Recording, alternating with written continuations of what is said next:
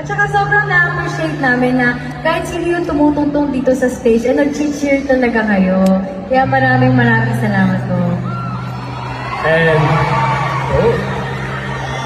and lastly,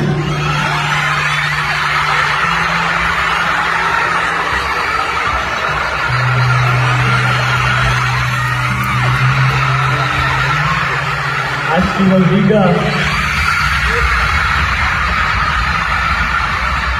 I'm really proud of you. You see this?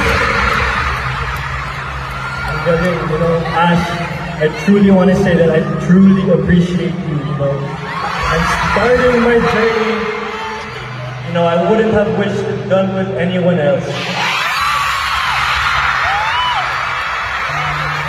You are not only a blessing in my life, but a blessing to many others.